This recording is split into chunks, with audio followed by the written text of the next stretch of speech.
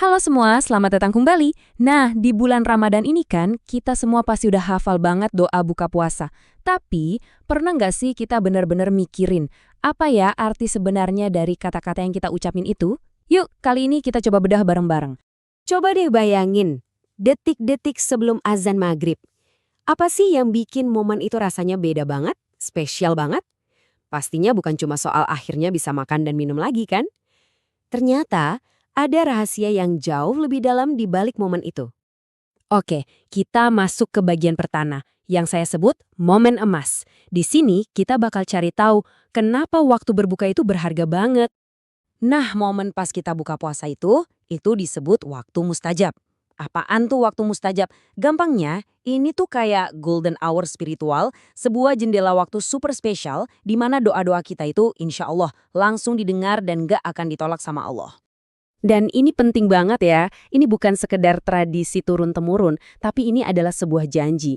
Ada hadis yang bilang kalau doa orang yang puasa pas mau buka itu nggak akan ditolak. Coba bayangin, ini tuh kesempatan emas buat kita minta apa aja yang paling tulus dari hati kita. Oke, sekarang kita lanjut ke bagian kedua. Kita bakal bahas doa yang paling umum, yang mungkin ya kita semua udah hafal dari kecil. Nah, ini dia, familiar banget kan? Allahumma laka sumtu wa ala rizkika aftortu.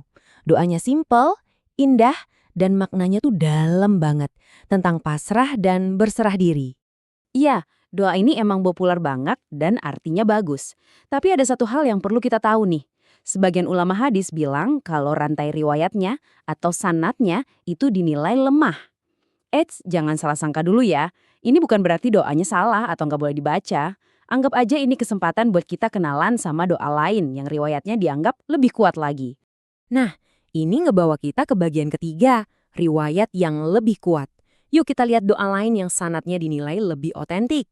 Coba lihat perbandingannya di sini deh. Di satu sisi ada doa yang sering banget kita pakai. Di sisi lain ada doa yang riwayatnya dinilai syahih atau otentik sama para ahli hadis. Salah satunya diriwayatkan oleh Abu Dawud.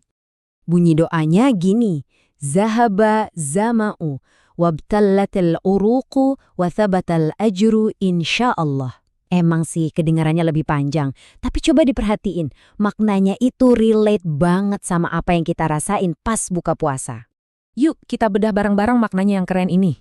Pertama, Zahaba zama'u, artinya telah hilang dahaga. Wah, ini kan bener-bener perasaan pertama kita pas minum, lega banget. Terus, wabtalotil uruku. Urat-urat telah basah. Ini tuh gambaran gimana tubuh kita rasanya seger lagi, pulih lagi. Nah, puncaknya di sini. Watabatal ajru insya Allah. Dan pahala telah ditetapkan insya Allah. Ini tuh ekspresi harapan kita. Dengan rendah hati, semoga puasa kita diterima.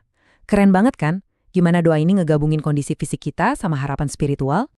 Oke, tadi kita udah bahas apa aja doanya. Sekarang kita bahas kenapanya. Kita masuk bagian 4, esensi rasa syukur. Intinya tuh gini, buka puasa itu lebih dari sekedar makan dan minum. Ini adalah momen puncak dari rasa syukur. Doa yang kita baca itu pada dasarnya adalah ucapan terima kasih kita ke Allah karena udah dikasih kekuatan buat nyelesain puasa seharian. Coba deh kita lihat prosesnya. Seharian penuh kita dalam kondisi menahan diri. Disiplin kan? Terus, doa yang kita panjatkan itu jadi kayak jembatan. Jembatan yang menghubungkan momen puasa kita ke momen berbuka. Dan akhirnya, kita kembali ke fitrah kita. Makan, minum, tapi dengan perasaan yang beda. Dengan kesadaran dan rasa syukur yang baru. Jadi, sebenarnya, mau kita baca doa yang manapun, esensinya itu sama. Doa berbuka itu adalah deklarasi iman kita. Sebuah pengakuan kalau kita sebagai hamba tuh benar-benar bergantung sepenuhnya sama rahmat dan rezeki dari Allah. Ini momen di mana kita menunjukkan kerendahan hati kita secara total. Nah, jadi nanti pas buka puasa, coba deh kita renungin ini sejenak. Jangan cuma asal ngucapin doanya, tapi coba rasain maknanya. Entah itu rasa syukur atas rezeki, atau perasaan lega karena haus udah hilang. Coba pikirin, gimana ya pemahaman baru ini bisa bikin momen buka puasa kita jadi lebih khusyuk, lebih bermakna.